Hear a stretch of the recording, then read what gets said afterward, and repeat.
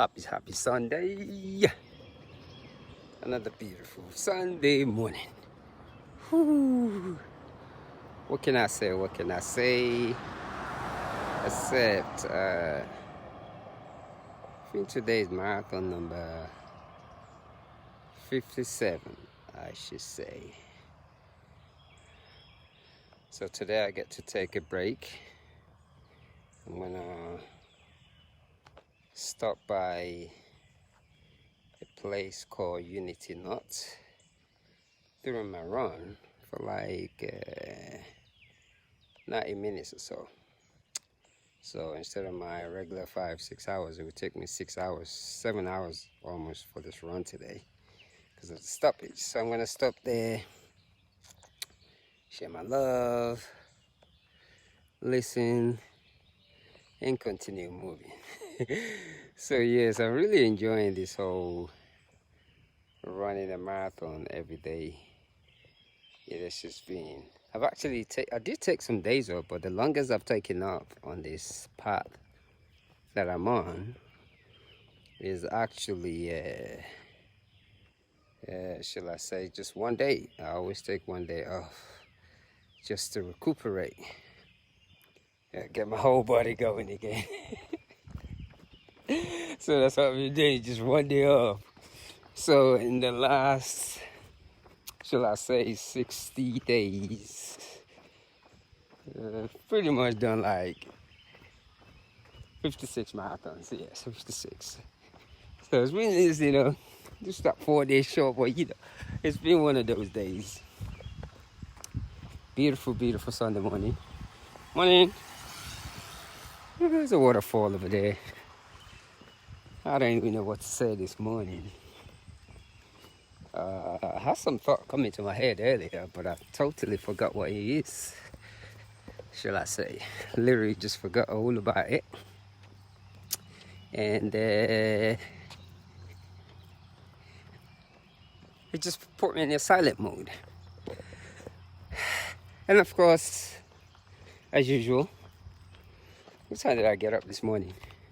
It was supposed to be 2, but I couldn't get up until like 3 o'clock this morning. I was now. So yes, and I also like the fact that every day the legs are getting heavier. So it's like right now, how do I say this?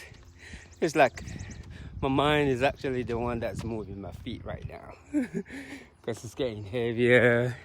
And I kind of like it that way. It's fun because it brings a lot of humbleness to this thing. So that's what that is. That's the thing about it, a lot of humbleness. And this type of thing, you can't do it with an ego because your body will just go to sleep on you. But the key thing is, I design my own yoga. I call it calisthenic yoga. I do push-ups. Then I get into the yoga pose. Look at that sun coming out. That's what I've been doing. I do push-ups, then get into the yoga pose. A lot of it too. So I'm doing those push-ups religiously. So I said, I can't wait to start doing 1,000 push-ups a day. I think right about now I'm doing about 500 a day. So which really helped me a lot.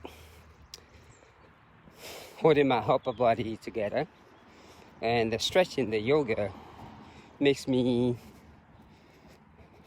not just flexible, but I begin to tap into my higher self more, because the last 5-6 years I can remember getting up in the morning and not stretching my body. I just cannot remember doing that. I have, literally not wake up in the morning and not stretch and do yoga.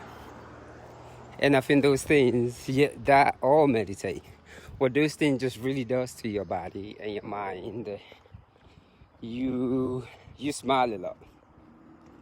And I know this might sound funny, but yes, you You don't take things seriously anymore. So early in the morning so I can run in the opposite direction. So you don't take things seriously anymore. You laugh a lot. You realize that a lot of things in life are just funny. But it takes a lot of hard work. You gotta do them push-ups. Those push-ups with your yoga. Your yoga mat is designed to do push-ups. Do your push-ups very slowly. Woo. I almost lost my finger over there. Very important. You gotta do those push-ups. You gotta stretch that body. We're mammals. We're designed. That's what I love about the good dogs and cats. You will never see them not stretch. Especially when your dog does that little stretching. So it's really funny how we have all these examples and we never use them. I don't even know what it feels like anymore to get sore because there's an art to doing this thing. There's a way to balance yourself with gravity.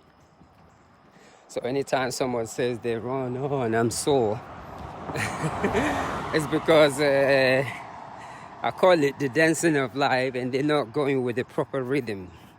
Because once you started to go with that rhythm of life, it is a different ball game. And the whole thing with the meditation, the yoga, and it really gives a clarity of mind. Because the whole thing, I don't have time, it sounds really wonderful.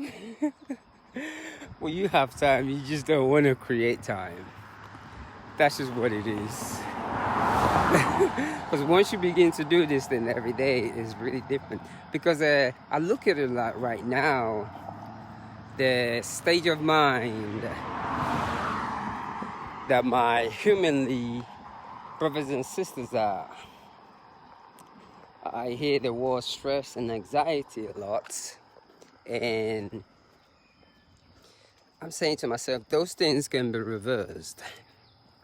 You can literally reverse those things. And I always say this, I'm not saying you're going to be a saint where you're not going to think negative or, because all those things are just energy.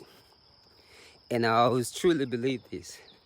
When you truly sit with your emotion, no matter how bad it is, and just deal with it, listen to that emotion. If it's something to do with your insecurity or something that you wanted, but for some reason hasn't been attainable to you. When you sit with that emotion and ponder and move your body, I give you 20 minutes. It will be like a cloud that just disappears, like that energy of the universe will just take that thought away and it will be clear. We don't like to deal with our thoughts. That's the problem. We're so afraid of our thoughts. We're so afraid of it.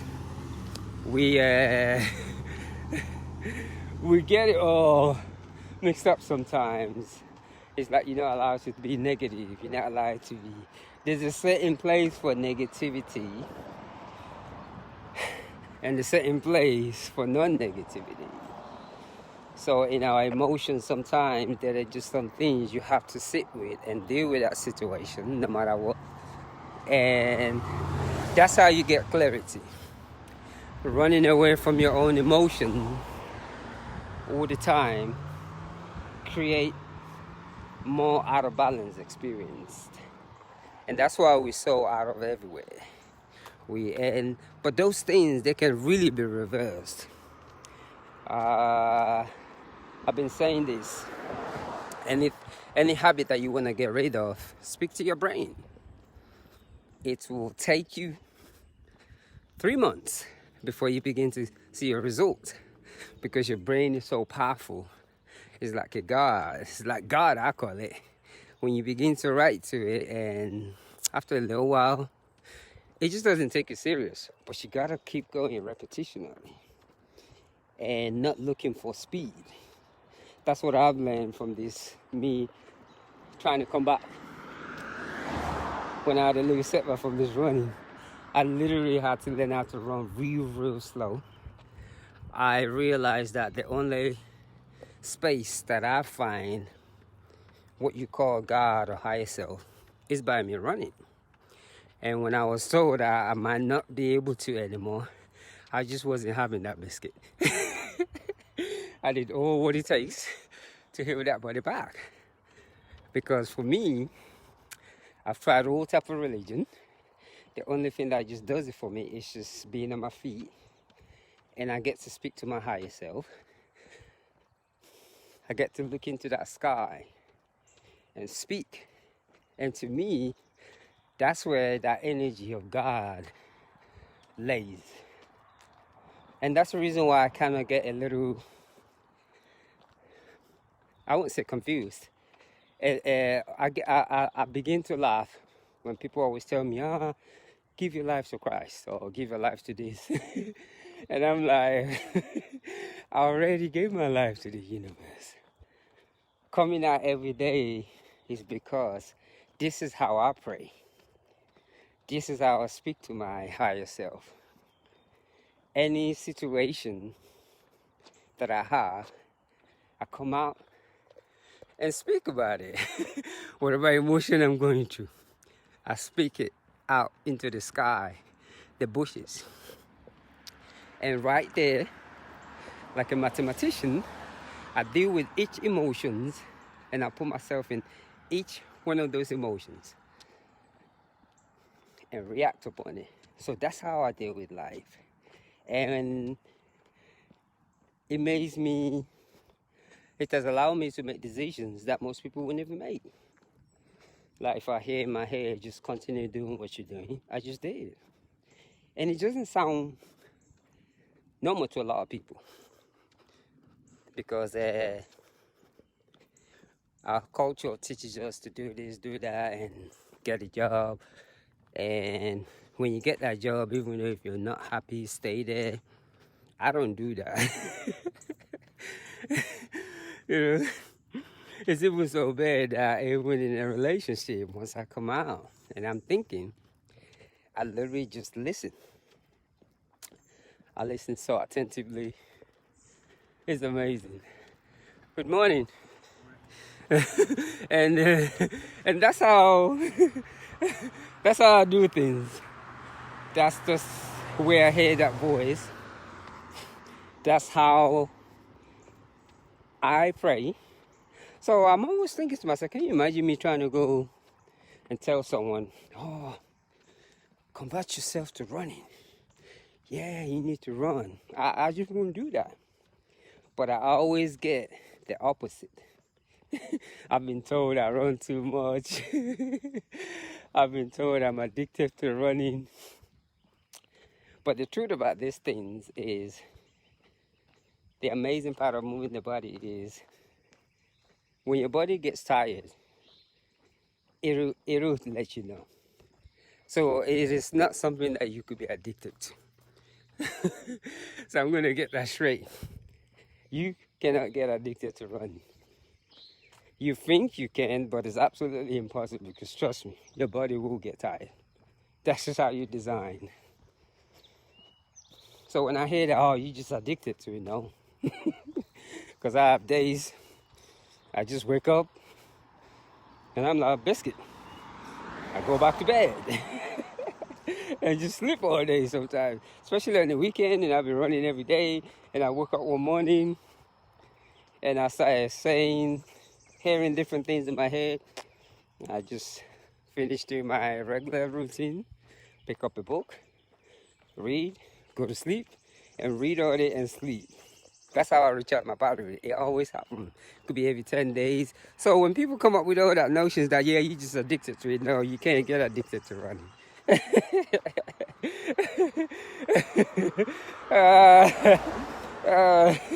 Because your body does get tired. You cannot get addicted to running. Anything that you can take a day off from, I don't think you can get addicted to it. Because using this type of pronunciation is absolutely not logical. Because there are certain things that you could really, really get addicted to. You know, like everybody loves sex. You get addicted. You just can't stop. Even when your body's tired. Like drinking, even when you're drunk, you still want to drink more. Till you pass out. So in a way, you're not even getting addicted to drinking because when you overdrink, you pass out. So all those things about addiction kind of just, I kind of question it a little bit. And I think that's what I like about different cultures. Different cultures and things means, and I begin to realize that being an Afro-Nigerian descent, certain ideology that I see in my Western world is actually different from the way the Africans think. So it's a different notion of things, and I think because sometimes we totally forget about different cultures. We always accused. How you doing, sir? Morning. We always accuse people of the way somebody that they were raised around will act. An example is where I was raised, we don't fight over women. As a matter of fact, where I was raised, when another man looks at your woman, it's like, all right, it's on. Here in some of our Western cultures, we fight. What you looking at my woman for? No, we don't do that with our... So those are the things in culture that is very unique. And I think because sometimes we're very close-minded, we never try to explore other cultures. Unlike for me, I've explored and read about different cultures. But many in our Western world are so afraid to explore and read about my culture. And I think sometimes when you begin to read about different people's cultures and different boxes, like one of my friends said yesterday, you begin to see things differently. You see things differently because the critics that I've got in overrunning just really inspires me. It really does. The more people criticize me getting up to run, the more I just want to do it. So yes, on this beautiful day, this Sunday, another... Look at that pretty dog. Morning. How are you? Well, I can't complain. Oh, he's jealous, huh? Nice boy, but he thinks he has to protect everyone when someone's holding something. Yeah. Oh, he's just trying to protect you. Alright, see you later. Have a great day. Well. Man, that dog probably can read my